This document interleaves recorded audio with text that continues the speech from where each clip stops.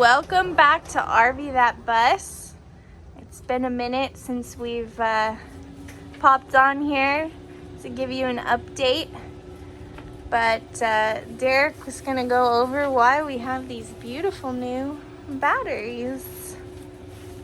Ta-da! So we originally, when we built our bus, I took two batteries out of our boat here, which were old. This is a mess. Yeah, don't look at that.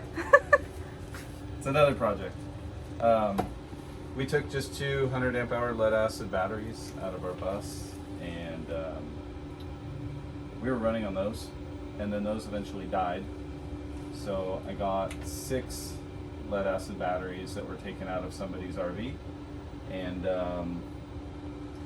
yeah, those were already done. So I'd always wanted to do lithium and solar and all of that, but we just never bit the bullet. A while ago, I had purchased 8 of the Renogy batteries, only to find out in the very, very fine print that you can't wire them in series or parallel. The batteries, or the BMSs, are just not set to handle that. So sold those, and I follow a guy on YouTube. His name is Will Prowse, and he does pretty much every solar battery inverter combination you can think of. He does Victron, everything. And he recently did a review of these batteries here from, I think you're supposed to call that lead time. They just rebranded their company, and he did a review on these. He cuts them apart, shows you all of the internals, shows you the cells, does a complete amp hour drawdown to make sure that if it says 100 amp hours, you get 100 amp hours out of it. The specs on these will do, I think it was 100 amp of like a burst draw, which we will never do. It's not like we're welding on these or something. We're running air conditioners, that's really our biggest draw. But everything tests out fine. He gave these a thumbs up. I was able to find them on Amazon for pretty cheap, so I ended up buying 4. So 4 of these in lithium would be the equivalent of 8 of our lead acids. So we are growing. But yeah, so we had them shipped to the house. I went out to the bus, pulled the inverter out of it, just to set this up on our bench and test it. So we just have it running here on the bench. I just have it temporarily wired up to a 15 amp circuit. Then we have an output that just goes to our extension cord here. And we ran that inside the house to a portable air conditioning unit. So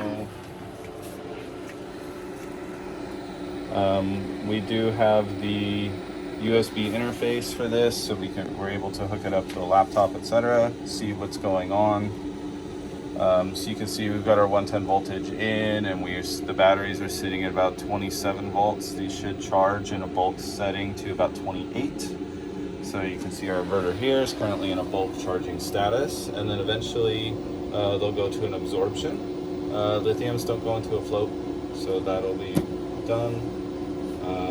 I currently have our inverter set to only 13 amps, because if it's set to like a 50 amp, where we'd normally be plugged into a campground, it will attempt to draw 50 amps from our 15 amp circuit down here.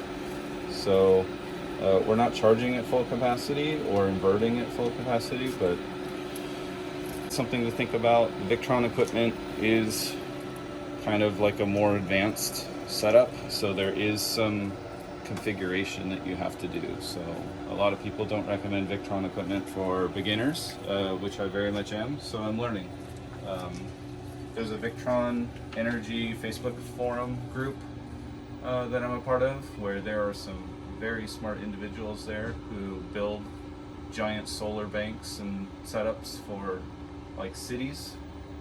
So they've been great to reach out to and make sure that all my settings are correct.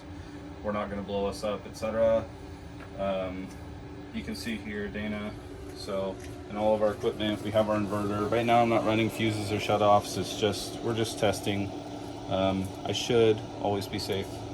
We do have our shunt here so that we can monitor it. All of our leads between all of our connections are all equal length. We've got our bus bars here to connect it all together. We've got our input power, we have our midpoint check, we have our midpoint connections, we've got our 24 volt series wires, and then we've got all of our wires back to our bus bars that go into the inverter. So everything seems to be running great. You can see here, if I shut off our input, we go to an inverter status, so now we're inverting off of the batteries. And if I connect to our shunt, I haven't changed our battery amp hour here, so let me change that to 100. So there's that. And we can Bluetooth to our shunt, and you can see that right now there's literally no draw. There's like 1 amp pulling off of it, and we've got like a 10-day capacity. If I went in there and turned on the air conditioner, just with the 4 batteries, I originally had just 2 hooked up, and we would pretty much run like a day of portable AC. So with 4, we should be plenty covered. So yeah, the next step would be to get solar and MPPT controllers and whatnot if we needed to do solar. We don't do a lot of boondocking, so it's not really a priority. It's also would mean putting a lot of holes in the top of the bus, which I want to make sure I do right. And I want to make sure that I don't see it, right? Like seeing a bunch of solar panels on our bus, it's kind of a sleek look. I don't want to see a bunch of crud on the roof. So that's where we're at. That's what we've been doing. So some of you know, have been following the news, California is about to hit a was it a category 4 hurricane? I don't know. We're on storm watch 2023. You can see outside, so it's supposed to show up tomorrow. You can kind of see it's a little foggy out, and our palm trees are blowing around. So in the event that we lose power, hey, we just happen to have our inverter sitting here, so we should be able to run our fridge, our air conditioner if I needed, lights, whatever. So kind of interesting timing that we did all of this, and there is a possibility that we would lose power. So in the event that we do, we'll see how long we can keep the lights on. It'll be interesting. So good timing. Thanks for watching, and we'll see you again soon.